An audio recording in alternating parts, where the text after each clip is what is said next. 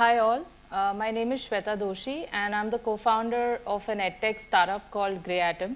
Our focus is to make sure that people have outcomes at the end of learning anything that's in emerging tech area. Data sciences, deep learning with natural language and with computer vision are the areas of our specialization at the moment. So learning engagement and outcomes for the learner is a key priority for GreyAtom.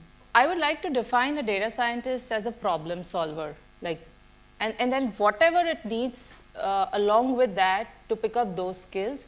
So spotting problems is I think one key skill that each data scientist must have. Now, I'll just give a very quick example by what I see as a problem. I travel a lot, and when I travel, I go to TripAdvisor to find reviews, and then based on that, I make decisions. Now, when I go to TripAdvisor, these days of late, I've started seeing that there are a lot of fake reviews out there as well. Now, that's a problem. That is a problem. I don't know which ones are real, which ones are fake. I started building a model in my head that probably, you know what, if the picture is something like a sunrise or sunset and not like a real picture, it could be a fake review.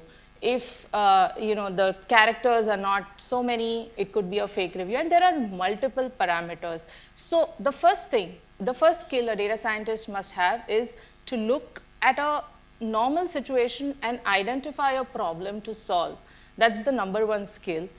Number two, I feel that basic programming expertise, like if somebody doesn't want to be hands-on, they are not cut for data science. They need to be hands-on, they need to know a fair bit of programming, a little bit of stats, and then I agree with everybody else here who said that be a T, so basic skills everywhere, and then find interesting problems that you want to solve. So let's say somebody finds interesting problems to solve in NLP, so okay, so then they're learning NLP with that mindset. Now, deep learning, why does everybody need to pick up deep learning, right? Not all problems are deep learning problems. So now when you're solving something with NLP and then you encounter a barrier that, okay, now I can't go beyond this without a deep learning model, that's when you should learn deep learning. So then these are incremental skills, but basic skills, I think, be a broad T. JDs these days are very misleading in data science. Like, people put in everything out there. Yes. Like, you need to know this. I mean, really, you need to be a superhuman to know everything that's there on that one data science JD. So please don't go by the JDs. I think, as everybody said, know a couple of things really, really well. And what I always say, that identify your superpower in data science. So let's say you are coming from an engineering background. So engineering, software engineering is your superpower, and then build on top of that. So what you could potentially then do is be a person who's deploying models end to end. That can be a role that works for you. If you are a business person, then be that person whose explainability of machine learning is also as important, right? So you're building all of these deep neural networks, but business is just not able to understand what you've built. So how do you explain what you've built to the business? That's a role. So, in that case, you could also be the business-facing person. So whatever it is, I think identify your superpower. If you don't have one, I think while you're learning, while you're on your journey, at that point, you should identify your superpower so that when you're sitting in front of anybody for an interview, in that T, you should be better than that interviewer on what you know the best. So I think that'll surely land you a job. I think this also relates to the question depth first or breadth first.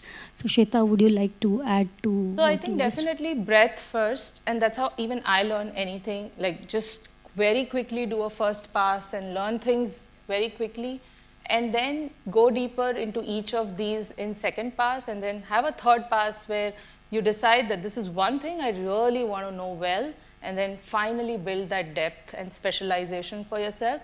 Because I think in a year's time, we are going to be in a place where just vanilla, just knowing machine learning models is not going to be sufficient. Yes. You need to have a depth in at least a couple of areas, and everybody should work on building it. 10 years back, the scenario, the life stage was like this, that you're born, you study, you go to work, and then you retire. The times that we are in now is that you're born, you study, you go to work, you study, you learn, you work, you learn, you work, you learn. I think that's has to continue infinitely now for the rest of our lives. We all need to consider ourselves to be in a state of permanent beta. I think we are never releasing a version now, from now onwards. So we need to be in a state of permanent beta. And for that, again, like, we are talking about, we are in WIDS today, we are talking about data science today. However, I would just like to add that there are so many other things also apart from data science, and you should get into this only for love of numbers, love of data, being a problem solver. Like, if you get yourself like a, sanity test done first, like, take some MOOCs up. There are various courses on analytics for managers. Pick that up and see if you really like it. Only if you like it, like, there's no reason to push yourself beyond a certain boundary. If this is not what you're cut for, if this is not what you're meant for, just for the sake of upskilling, there are, like, if you're in finance, maybe fintech, blockchain is something that you're in trade finance, and then blockchain has applications in trade finance. Go do that, right? Correct. So let's. I think I would highly encourage everybody to always have an open mindset and not do something just because it's the in thing to do. Yeah. Right? But I would Can I add a small point here? So I 100% agree. I also think that data is a little bit of a life skill. So I think all of us will probably need to build on our data skills, irrespective of what roles we want to eventually aim for. Some of us are going to build on those data skills immensely, and those, and that could be the data science role. But I agree. I think the data science role, the single data science role, is not necessarily for everybody.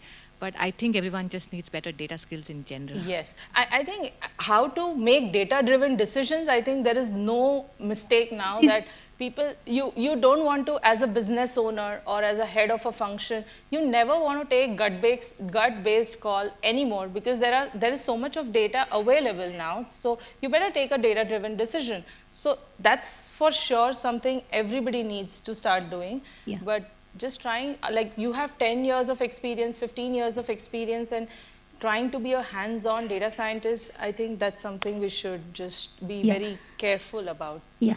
I think it's more important to sort of figure out what is your learning style. Online definitely requires more self-motivation, more pressure to complete, because, it seems like you have a lot of time, and, flexibility is great, but then flexibility means many times that you don't finish.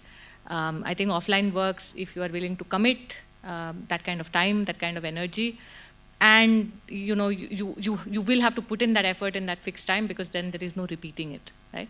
So I think it's really a question of what works for you. I think understanding your learning style and what works for you is more important necessarily than saying, online is better or offline is better, because it could be different for different people. So I agree with Sarita, absolutely. And I just want to add that, online or offline, there are some key components of learning itself overall.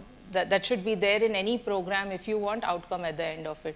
Number one, there should be a structured milestone-based learning path. So that mandates you to do something, complete something, or you keep getting reminders. So something that's motivating you to keep going on. That's number one.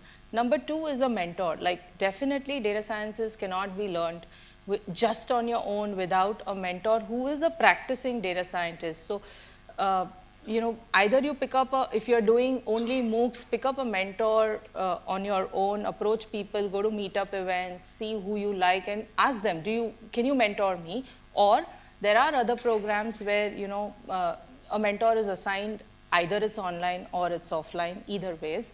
And the final thing is learn with a community. Like, data sciences is a team sport. Even when you go out in the industry, it is a team sport, and you can't do it alone. You should not do it alone. So wherever there is a community learning happening, again, whether it's online, whether it's offline, learn with a cohort of people who are beginning this journey with you, with whom you can pair program, with whom you can go to hackathons, with whom you can, work on capstone projects, build solutions, build POC. Just don't do this alone for sure. we typically equate somebody's power and position with the number of people they are managing, which is not the case in West, but that's the case in India. So if you are somebody who has a dream of managing a large team, you should not become a data scientist. Data scientists can sometimes be a lone warrior as well. So then, if managing large teams, engagements, and having 200 people report to you, if that's the ambition, eventually don't be a data scientist. Log on to GreyAtom's learning platform to unlock more content. Subscribe to our channel and hit the bell icon for regular updates.